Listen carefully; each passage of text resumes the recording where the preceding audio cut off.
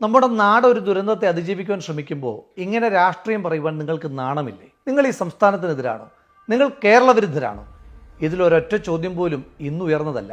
കഴിഞ്ഞ 10 വർഷക്കാലമായി വിജയൻ ഈ നാട് ഭരിച്ചപ്പോൾ ഉണ്ടാകുന്ന ദുരന്തങ്ങളെ നേരിടുവാൻ സർക്കാർ പരാജയപ്പെട്ടപ്പോൾ അതിനെ പ്രതിപക്ഷം വിമർശിച്ച സമയത്ത് പ്രതിപക്ഷത്തെ നേരിടുവാൻ സർക്കാരും സർക്കാരിൻ്റെ വാഴ്ത്തുപാട്ട് സംഘവും നിരന്തരമായി ചോദിച്ച ചോദ്യങ്ങളാണ് ഈ ആക്രോശങ്ങൾ. അതെ അതെ രാഹുലെ, അതെ. ബിക്കോസ് വിജയൻ എന്ന് പറയുന്നത് തന്തയാണ്. വീണയുടെയും വിവേകിന്റെയും മാത്രമല്ല, കൃമികീടങ്ങളുടെയും തീട്ടുനക്കുന്നവരുടെയും മാത്രമല്ല, കേരളത്തിന്റെ എല്ലാവരുടെയും തന്തയാവാനുള്ള ശ്രമമായിരുന്നു പിണറായി വിജയൻ്റെത്.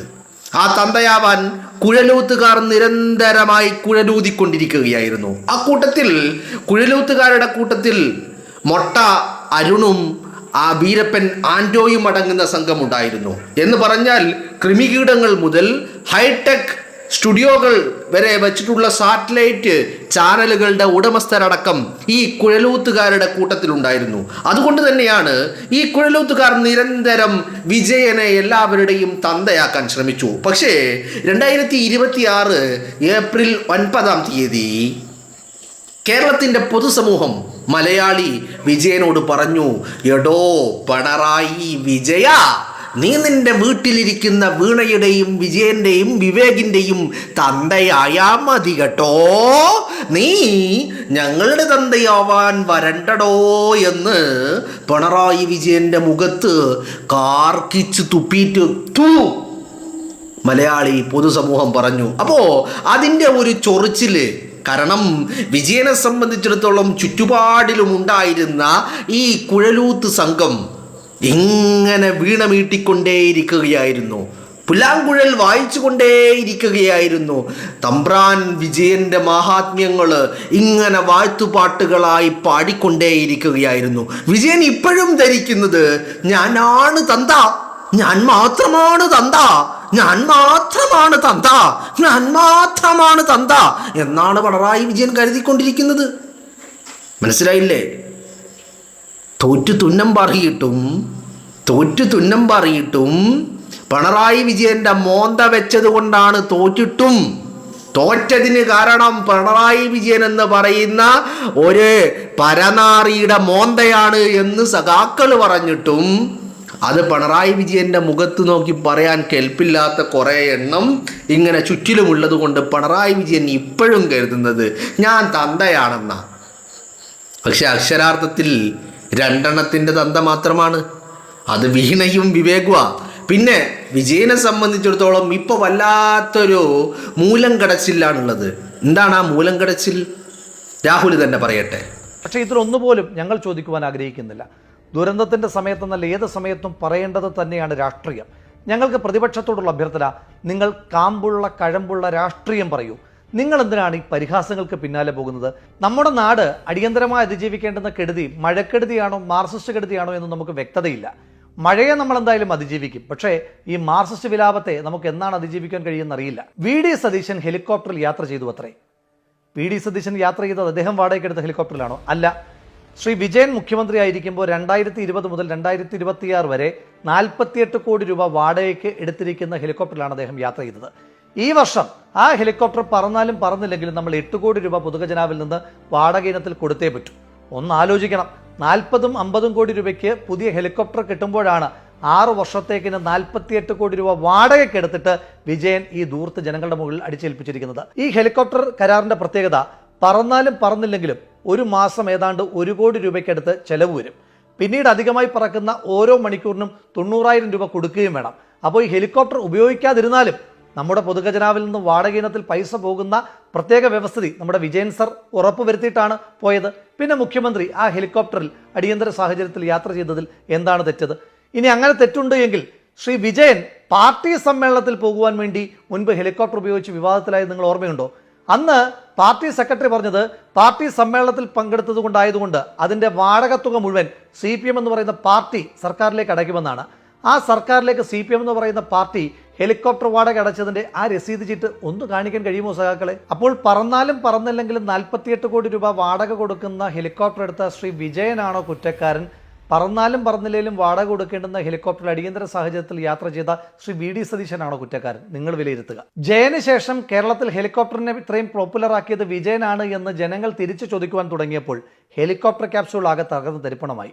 ആ ജാളിത മറയ്ക്കുവാൻ സ്ഥിരമായി എയറിൽ ജീവിക്കുന്ന ചില CPM നേതാക്കന്മാർ കൊണ്ടുവന്ന പുതിയ കുത്തിത്തിരിപ്പായിരുന്നു നാട്ടിൽ പ്രകൃതി ദുരന്തമുണ്ടാകുമ്പോൾ കേരളത്തിൻ്റെ മുഖ്യമന്ത്രി വിരുന്നുണ്ട് നടക്കുകയാണ് എന്ന്. എന്താണ് സത്യം? ഇന്നലെ ശ്രീ VD സതീശൻ്റെ പരിപാടികൾ മലപ്പുറം ജില്ലയിലായിരുന്നു.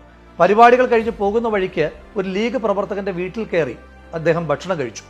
ഒരാൾ എൻ്റെ വീട്ടിലേക്ക് വരുമ്പോൾ എന്ത് ഭക്ഷണം കൊടുക്കണമെന്നുള്ളത് എൻ്റെ ഇഷ്ടവും എൻ്റെ ഔചിത്യവുമാണ്. അത് വന്നു കയറുന്ന ആൾ തീരുമാനിക്കുന്നതല്ല. അപ്പോൾ അദ്ദേഹം കൊടുത്ത ഭക്ഷണത്തെ ഇവർക്ക് വിരുന്നായിട്ടാണ് തോന്നിയത്.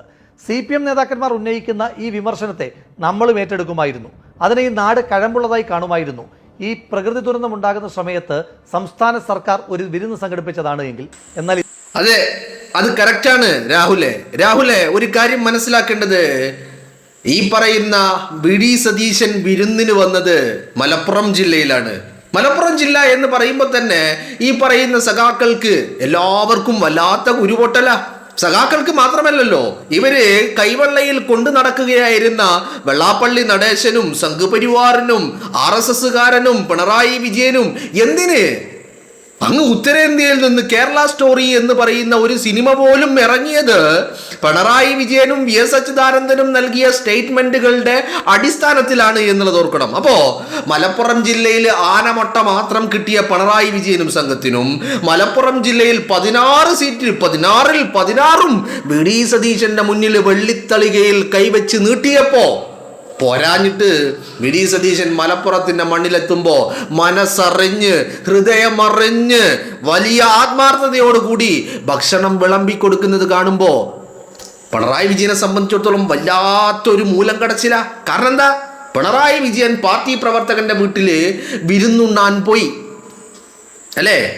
പിണറായി വിജയനും ദിവാകരനും കൂടിയിട്ട് രണ്ടുപേരും ഭക്ഷണം കഴിക്കാനിരുന്നു. കൈ കഴുകി വന്നു, പാത്രങ്ങൾ വന്നു, ടേബിളിൻ്റെ മുഖത്ത് ഭക്ഷണങ്ങൾ വന്നു, ഓരോന്നോരോന്നായി വിളമ്പി.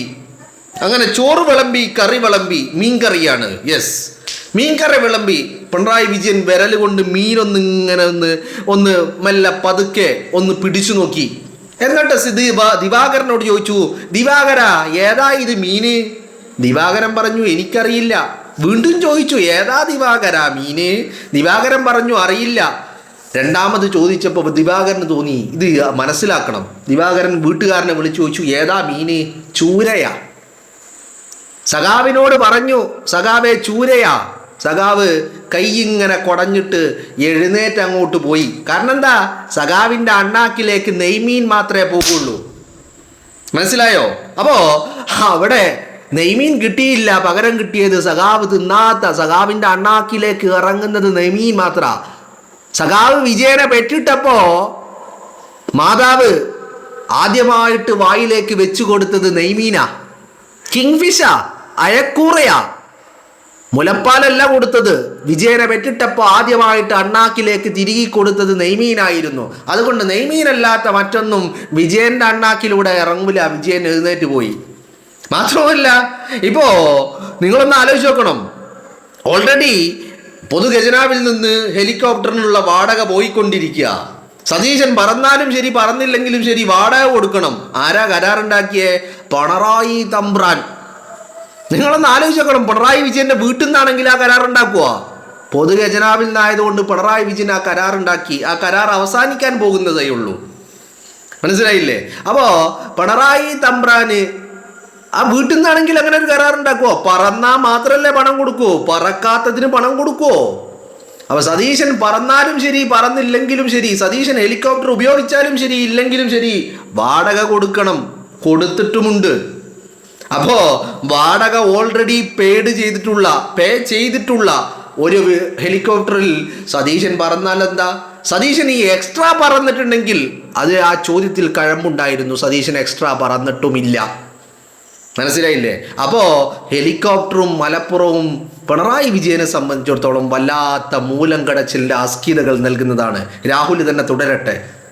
തോന്നും നിപ്പയുണ്ടായ സമയം, കോവിഡ് ഉണ്ടായ ഏതാണ്ട് 2-3 വർഷക്കാലമൊക്കെ ശ്രീ വിജയൻ കേരളത്തിൽ ഉണ്ണാവൃതം ഇരുന്നിട്ടാണ് നമ്മുടെ നാടിനെ ഈ വലിയ ദുരന്തത്തിലേക്ക് തള്ളിവിട്ടത് എന്ന് ഓർത്തുപോകും. അതുകൊണ്ട് പ്രതിപക്ഷത്തിൻ്റെ നേതാക്കന്മാരോടുള്ള വിനീതമായ അഭ്യർത്ഥന, നിങ്ങൾ ഈ ദുരന്ത കാലഘട്ടത്തിൽ മുഖ്യമന്ത്രിയുടെ കഴിക്കുന്ന ബിരിയാണിക്കകത്ത് ചിക്കൻ പീസ് ഉണ്ടോ എന്ന് ചെയ്യുന്ന വലിയ ദുരന്തങ്ങളായി മാറാതെ ദുരിതാശ്വാസ പ്രവർത്തനങ്ങളുമായി ബന്ധപ്പെട്ട് ഏതെങ്കിലും തരത്തിലുള്ള വീഴ്ചകളോ കുറവുകളോ ഉണ്ട് എങ്കിൽ ജനങ്ങൾക്ക് വേണ്ടി അത് ചൂണ്ടിക്കാണിക്കുക.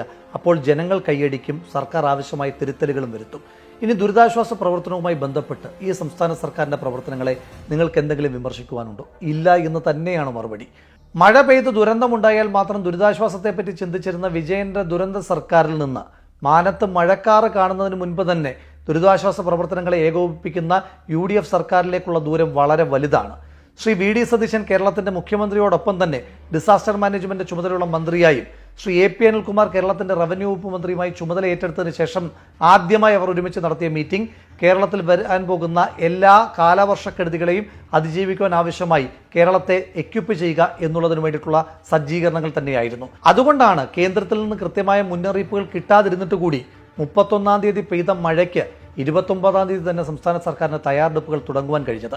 29-ാം തീയതി തന്നെ റവന്യൂ മന്ത്രിയുടെ നേതൃത്വത്തിൽ 14 ജില്ലാ കളക്ടർമാരുടെയും പ്രത്യേകമായിട്ടുള്ള മീറ്റിംഗുകൾ നടത്തിയിരുന്നു. അതോടൊപ്പം തന്നെ ജില്ലകളുടെ ചുമതലയുള്ള മന്ത്രിമാരോട് അടിയന്തരമായ സാഹചര്യങ്ങളിൽ അവിടെ ക്യാമ്പ് ചെയ്ത് പ്രവർത്തിക്കുവാൻ ആവശ്യമായിട്ടുള്ള നിർദ്ദേശങ്ങളും റവന്യൂ വകുപ്പ് മന്ത്രി ശ്രീ AP അനിൽകുമാറും മുഖ്യമന്ത്രി ശ്രീ VD സതീശൻ കൊടുത്തു കഴിഞ്ഞിരുന്നു. ജൂലൈ 20-ന് മുൻപ് തന്നെ ഓറഞ്ച് ബുക്കിൽ പറഞ്ഞിരിക്കുന്ന മുഴുവൻ പ്രോട്ടോക്കോളുകളും കൃത്യമായി പാലിക്കപ്പെട്ടു എന്ന് കേരളത്തിൻ്റെ മുഖ്യമന്ത്രി ശ്രീ VD സതീശൻ, റവന്യൂ വകുപ്പ് മന്ത്രി ശ്രീ AP അനിൽകുമാറും മുഴുവൻ ഉദ്യോഗസ്ഥന്മാരുമായി നടത്തിയ മീറ്റിംഗിൻ്റെ ഭാഗമായി ഉറപ്പുവരുത്തിയിരുന്നു. 31-ാം തീയതി മഴ പെയ്ത് മഴ ശക്തമാകുന്നതിന് മുൻപ് തന്നെ റവന്യൂ വകുപ്പ് മന്ത്രിയുടെ നേതൃത്വത്തിൽ 14 ജില്ലാ കളക്ടർമാരുമായി അടിയന്തര മീറ്റിംഗ് നടത്തി. ആ മീറ്റിംഗിൻ്റെ പ്രത്യേകത, മീറ്റിംഗ് 11 മണിക്ക് നടക്കുന്ന സമയത്ത് തന്നെ അതാത് ജില്ലകളുടെ ചുമതലയുള്ള മന്ത്രിമാർ, പത്തനംതിട്ടയിൽ ശ്രീ PC വിഷ്ണുനാഥും ഇടുക്കിയിൽ അനൂപ് ജേക്കബും അടക്കമുള്ള ആളുകൾ നേരിട്ടെത്തി ക്യാമ്പ് ചെയ്തിരുന്നു.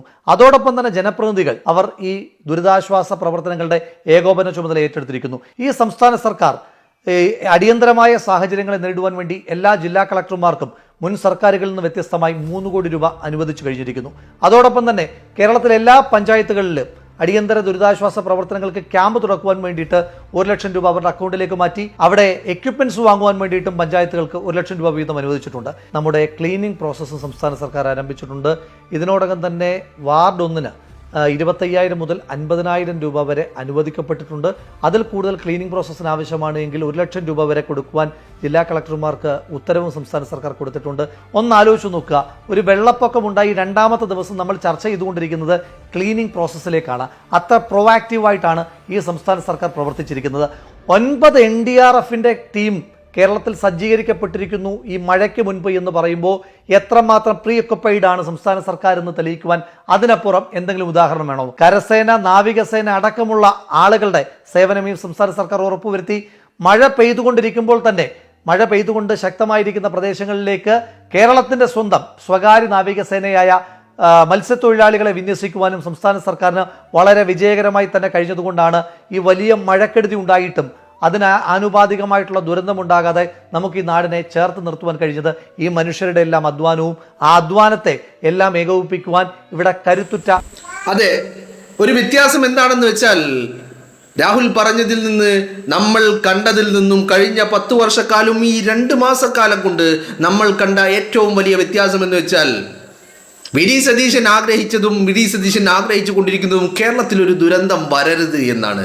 എന്നാൽ പിണറായി വിജയൻ കേരളത്തിൻ്റെ മുഖ്യമന്ത്രിയായിരുന്ന കാലത്ത് പിണറായി വിജയൻ എല്ലാ ദിവസവും രാവിലെ എഴുന്നേൽക്കുന്നത് കേരളത്തിലൊരു ദുരന്തം വരണം, ഒരു ദുരന്തം ഉണ്ടാകണം, കുറേ ആളുകളുടെ ജീവൻ നഷ്ടമാകണം, അത് ഒരു വലിയ ദുരന്തമായിരിക്കണം, എവിടെങ്കിലും തൊട്ടില്ല എന്നുള്ള രീതിയിലുള്ള ദുരന്തമാവരുത്, ഒരു മഹാ ദുരന്തം കേരളത്തിൽ എല്ലാ ദിവസവും ഉണ്ടാകണം എന്നാഗ്രഹിച്ചു കൊണ്ടിരുന്ന പിണറായി വിജയൻ. കാരണം എന്നാലേ കൈയിട്ട് വാരാൻ പറ്റുള്ളൂ, എന്നാലേ നക്കാൻ പറ്റുകയുള്ളൂ, എന്നാലേ നക്കി തൂറാൻ പറ്റുകയുള്ളൂ, എന്നാലേ നക്കി തൂറിയിട്ട് അടിമകൾക്ക് അത് വെച്ച് നീട്ടാൻ പറ്റുകയുള്ളൂ എന്നുള്ളതായിരുന്നു പിണറായി വിജയന്റെ ചിന്താഗതി. അല്ലേ? പ്രളയകാലത്തും കൊറോണയുടെ മഹാമാരിയുടെ കാലത്തും നമ്മളതാണ് കണ്ടത്. ജനങ്ങളെ അടിച്ച് വീട്ടിലിരുത്തി, ഡ്രോണുകൾ പറത്തി, ജനങ്ങളെ ഭീഷണിപ്പെടുത്തി, ഭയപ്പെടുത്തി, കേസെടുത്ത് അവരെ വീട്ടിലിരുത്തി ഈ പറയുന്ന വിജയനും സേനയും ചാക്കെടുത്ത് ഇറങ്ങുകയായിരുന്നു കൊള്ളയടിക്കാൻ. കേരളത്തിന്റെ പൊതുമുതൽ അങ്ങനെ കൊള്ളയടിച്ച് നക്കുകയായിരുന്നു, നക്കി നക്കി നക്കി നക്കി നക്കി നക്കി. ഇപ്പൊ അത് കിട്ടാതെ വരുമ്പോൾ വല്ലാത്തൊരു വെപ്രാളമാണ്, വല്ലാത്തൊരു വേവലാതിയാണ് പിണറായി വിജയനെ സംബന്ധിച്ചിടത്തോളം. അല്ലേ? പിണറായി വിജയൻ എന്തിനായിരുന്നു ആഗ്രഹം? എല്ലാ ദിവസവും നിങ്ങളൊന്ന് ആലോചിച്ച് നോക്ക്. ഇപ്പൊ വയനാട്ടിലെ ദുരന്തമുണ്ടായി, ഉരുൾപൊട്ടലുണ്ടായി, ഒരുപാടധികം ജീവനുകൾ നഷ്ടമായി, ഒരുപാട് കുടുംബങ്ങൾ വഴിയാധാരമായി. പിണറായി വിജയൻ പറഞ്ഞു, മുഖ്യമന്ത്രിയുടെ ദുരിതാശ്വാസ ഫണ്ടിലേക്ക് എല്ലാവരും സംഭാവന ചെയ്യണം, ആരും മറ്റാർക്കും കൊടുക്കരുത്, കൊടുക്കണ്ട, എല്ലാം എൻ്റെ അണ്ണാക്കിലേക്ക്. എന്നിട്ട് അവസാനം ഒരാളുകളുടെ അണ്ണാക്കിലേക്ക്, അതുവഴി വീണയുടെയും വിവേകിൻ്റെയും അണ്ണാക്കിലേക്ക്, അങ്ങനെ അണ്ണാക്കിലേക്ക് തള്ളിക്കൊണ്ടേയിരുന്നു. ഓക്കി ഉണ്ടായപ്പോഴും പിണറായി വിജയൻ ഓക്കിയിൽ നിന്ന് എഴുതിയെടുത്തു 8 ലക്ഷം. എന്തിനാ? ഇന്നിപ്പോ ഈ പറയുന്ന വി.ഡി. സതീശൻ യാത്ര ചെയ്തു എന്ന് പറയുന്ന ഹെലികോപ്റ്റർ, ആ ഹെലികോപ്റ്ററിൽ യാത്ര ചെയ്യാൻ എന്തിനാ യാത്ര ചെയ്യുന്നത്? തൃശ്ശൂരിലെ ജില്ലാ സമ്മേളനത്തിന്, പാർട്ടിയുടെ ജില്ലാ സമ്മേളനത്തിന് പറക്കാൻ 8 ലക്ഷം രൂപ ഓക്കി ദുരന്ത DRFിൽ നിന്ന്, CM DRFിൽ നിന്ന് എഴുതിയെടുത്തു പിണറായി വിജയൻ. സഖാക്കൾ പറഞ്ഞു, ഞങ്ങൾ അടക്കും. നിങ്ങൾ അടക്കൂല, നിങ്ങൾ നക്കും. അങ്ങോട്ട് കൊടുക്കുന്ന പരിപാടി നിങ്ങൾക്കില്ലല്ലോ. എപ്പോ ഉണ്ടോ, എവിടെ പണമുണ്ടോ, എവിടെ സ്വർണമുണ്ടോ, അതെങ്ങനെ അടിച്ചു മാറ്റാം, അതെങ്ങനെ നക്കാം, അണ്ണാക്കിലേക്ക് തള്ളാം എന്നുള്ളതല്ലേ സഖാക്കളെ ഇത്ര കാലം ചിന്തിച്ചു കൊണ്ടിരുന്നത്. സഖാക്കളെ സംബന്ധിച്ചിടത്തോളം എന്താ ഇത്ര വലിയ വെപ്രാളം? ഇപ്പോൾ വെപ്രാളം മറ്റൊന്നുമല്ല, കാരണം ഭരണമില്ല, കൈയിട്ട് വാരൽ നടക്കൂല. കൈയിട്ട് വാരാൻ പറ്റുമോ? കൈയിട്ട് വാരാൻ പറ്റില്ല. കൈ വിട്ടാൽ കൈ കൊട്ടും, അത് ഉറപ്പുള്ളതുകൊണ്ട് കൈയിട്ട് വാരാൻ പറ്റൂല. പിന്നെ ഈ ഭരണം എന്ന് പറയുന്നത് എവിടെയും ഭരണമില്ല. പഞ്ചായത്തുകളിലുണ്ടോ? പഞ്ചായത്തുകളില്ല. കോർപ്പറേഷൻ ഉണ്ടോ? കോർപ്പറേഷൻ ഇല്ല. മുനിസിപ്പാലിറ്റി ഉണ്ടോ? മുനിസിപ്പാലിറ്റി ഇല്ല. എവിടെയും ഇല്ല. കൈയിട്ട് വാരാൻ ഒരു മാർഗവും ഇല്ല. ആകെയുള്ളത് ഒരു പ്രതിപക്ഷ നേതാവിൻ്റെ കസേരയാ. അതാണെങ്കിലോ സഖാക്കൾക്ക് തന്നെ അതിനോടൊരു താല്പര്യമില്ല. എന്താ മിണ്ടാതിരിക്കുന്നത്? അണ്ണാക്കിൽ പിരിവട്ടിയിരിക്കുകയാണോ? എഴുന്നേറ്റ് നിന്ന് മിണ്ടടോ എന്നാണ് ബാലഗോപാലൻ പറയുന്നത്. എന്ത് ചെയ്യാനാണ്? അപ്പോൾ ഇങ്ങനെ ഒരു സിറ്റുവേഷനിലൂടെ കടന്നു പോകുന്നത് കൊണ്ട് തന്നെ കൃമികീടങ്ങൾക്ക് വല്ലാത്ത അസ്വസ്ഥതയാണ്. പോരാത്തതിനോ കഴിഞ്ഞ 10 വർഷക്കാലത്തെ കൊള്ളകൾ ഓരോന്നായി എണ്ണി പുറത്തേക്ക് വരിക. സ്വാഭാവികമായിട്ടും വലിയ ബുദ്ധിമുട്ടുണ്ടാകും, വലിയ വിഷമം ഉണ്ടാകും, വലിയ പ്രയാസം ഉണ്ടാകും. അതാണ് ഇപ്പം നമ്മൾ കണ്ടുകൊണ്ടിരിക്കുന്നത്. ഞാൻ ആവർത്തിച്ച് പറയുന്നു, കേരളത്തിൽ സംഭവിച്ചിരിക്കുന്ന ഏറ്റവും വലിയ ദുരന്തമെന്ന് പറയുന്നത് ഈ പറയുന്ന കൃമികീടങ്ങളാണ്. അവരാണ് ദുരന്തം, അവരാണ് നമ്മുടെ എല്ലാ ശാപവും. ഈ കൃമികീടങ്ങളാണ്. ഈ വിജയൻ സേനയുമാണ് കേരളത്തിൻ്റെ ദുരന്തമെന്ന് പറയുന്നത്.